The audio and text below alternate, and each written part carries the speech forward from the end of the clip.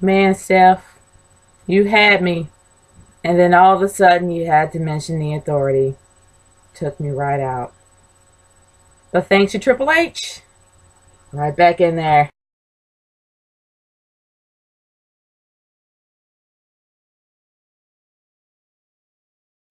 It took me a long time to get through Raw, not because Raw was boring, it was pretty much because I was exhausted.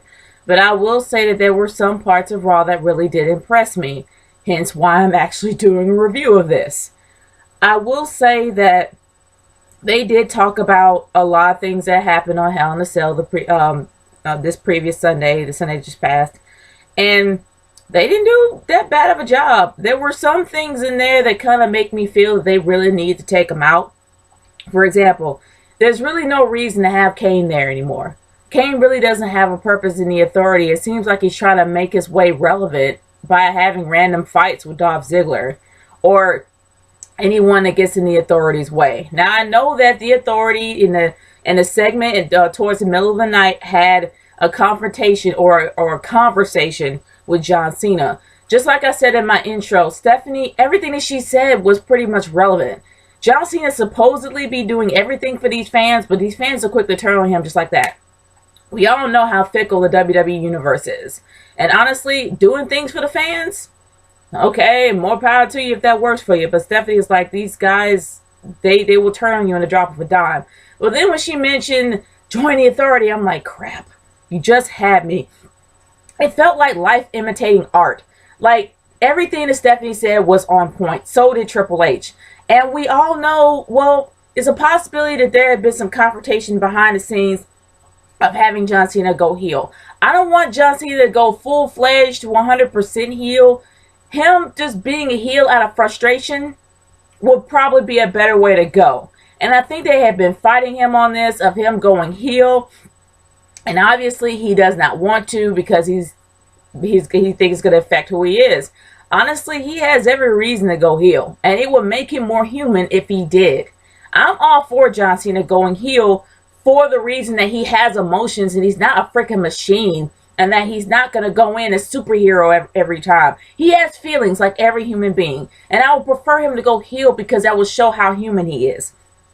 And it seems like that when Triple H came up there, that it was a given that he's frustrated with him. As well as Stephanie trying to explain, look, you're human. These people have been turning against you more ways than one. And all of a sudden, as for the crowd, I'm going to go into the crowd and going back to that confrontation. The crowd was extremely fickle last night. In the beginning, they cheered for John Cena and kind of booed him. It was kind of a mixed bag. But then in the middle of the segment, it was all cheers. People cheered for Cena. I'm like, y'all make up your freaking mind what you want to do. But that's the WWE Universe. If you put focus on them, they'll kind of switch it on you and make themselves go, yeah. But that's what any crowd would do. That's kind of expected. But I will say that was one of the best segments of the night. With the Authority versus John Cena at Survivor Series. It's going to be his team versus their team. And yeah, they had Kane going there trying to rattle up people and make them not want to team with John Cena. But honestly, Kane has definitely lost his place. He's lost his place in the Authority. He's lost his place in general. I don't know what else they can do with him. And it just seems like that Glenn Jacobs just needs to be a guy behind the scenes. Or be another Jacob Goodnight in another bad See No Evil movie. But regardless, he's ran out of ideas. But let's go on to some of the matches of the night. Honestly, this heel turn was completely expected. It was something that I kind of knew would happen because Mark Henry has been humiliated right and left. There has not been a time since his heel turn that he did the first time with John Cena. After he fought John Cena, ever since then, he has been knocked out, dragged out, and beat up. Now, I'm not going to mention the race card. I'm not going to go that far to say that, even though people will assume that or probably believe that. But I will say that Mark Henry isn't being treated well, in my opinion. The fact is, this guy is a dynamic heel, and my goodness, he can scare the crap out of anybody. But now he looks like a whiny little boy, especially when he turned against Big Show, because the Big Show kind of one-upped him. And it's ridiculous. It really is really stupid and juvenile to turn for that reason. But I've already made my case about the whole Rusev versus any American thing, and that's going to be a discussion in itself, so I'm not going to talk too much about that.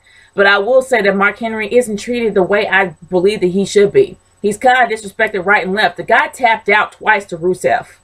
And it was only that last time that he didn't tap out the Rusev. But you had the Big Show not tap out, and you had a Jack Swagger not tap out.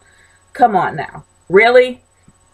But regardless, he's now a heel. He's now a frustrated heel. He went against Big Show, and we're probably going to see another feud with him and Big Show later on down the line, probably at Survivor Series.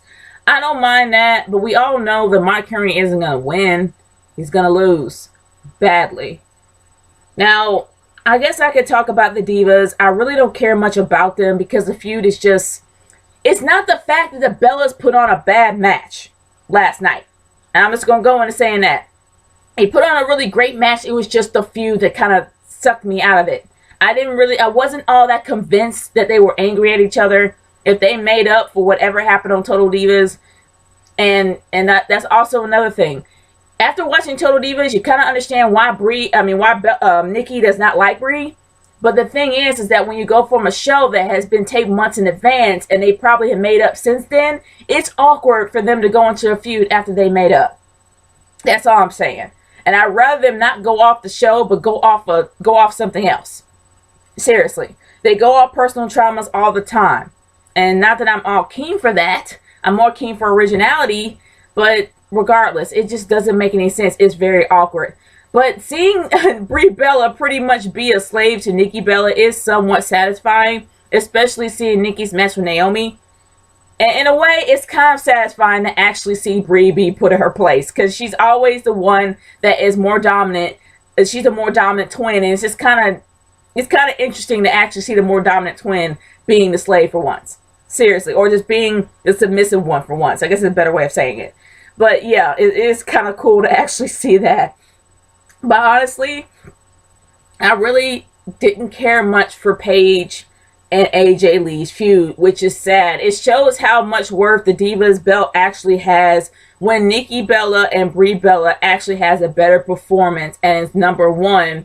It's a number one Divas match when the actual champions match is number two. It shows how much worth the Divas belt actually has at this point, which is very, very sad. And like I said, Alicia Fox really has no place in WWE anymore. I'm hoping she'll actually do something to rechange her character or make her character a little bit more interesting instead of being a crazy chick. Sure, that turns dudes on, but there's only so far you can go with that. But honestly, the one thing of the night that kind of bothered me is Seth Rollins. I like Seth Rollins. I enjoy Seth Rollins' character when he was with The Shield. I don't like him anymore because of the fact that those stupid stooges are everywhere he's at. And that's the one thing that gets on my nerves. There's far too much interference in matches. Way too much interference in matches. Seriously. And honestly, it's to the point where it's really annoying me. I don't mind the occasional guy coming up and trying to rattle the match and kind of make the other guy win like a manager or a good helper would do. But it's to the point where they're literally getting involved and cutting the matches short and then causing something else to happen. Like at the end of the show, it was this huge avalanche of men just beating each other up like the Royal Rumble. I don't know what it was. They just came out there beating each other up. And of course, John Cena's in the ring standing tall. Yeah, we kind of expected that to happen once the guys came out. I just expected John Cena to go roar and just knock everybody out the ring. But that was an ending I did not want to see, but it was a predictable one at best. But I'm going to go on to the second segment that I consider the second segment of the night. Well, the best segments of the night, of course, was Dean Ambrose. Dean Ambrose is like the most awesome guy ever. And not to mention that he's definitely a guy that's just unpredictable. I love him for that reason. He beat Cesaro with a mic the entire time. Just like, bam, bam, bam, bam, bam. Just get out of the ring. Bam, bam, bam, bam, bam. I loved it. I really thought it was funny. I thought it was hilarious seeing Cesaro chase out of the ring with a mic. Just being beaten up with a mic and chased to the back.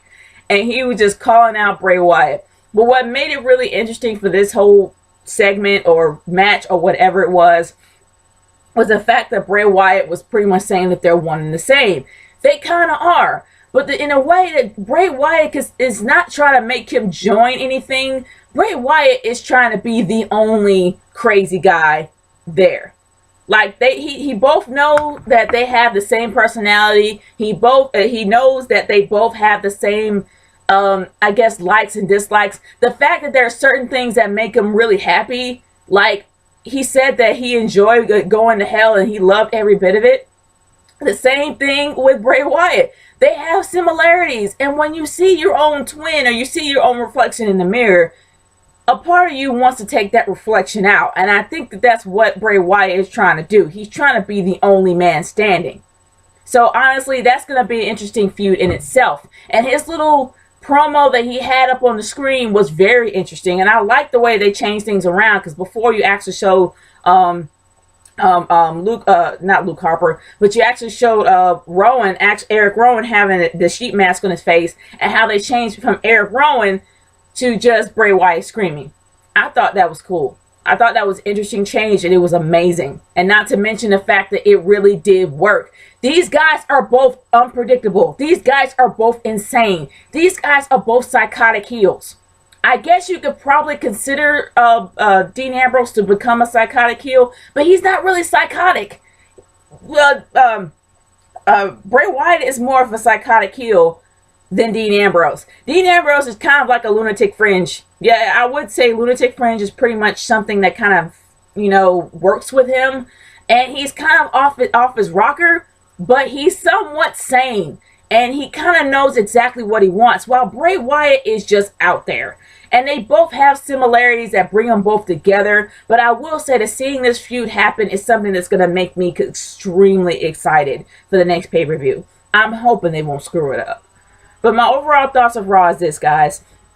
Raw really wasn't that bad, but I will say that there was a lot of interferences that kind of took me off a little bit, as well as Kane not necessarily having a purpose just like Alicia Fox, but it doesn't take me completely out the show. The show was really good after Hell in a Cell, even though Hell in a Cell, in my opinion, fell flat. I will say that Raw afterwards really did a good job, especially getting you amped towards Survivor Series, which is what they're supposed to do. So I give them a thumbs up for that.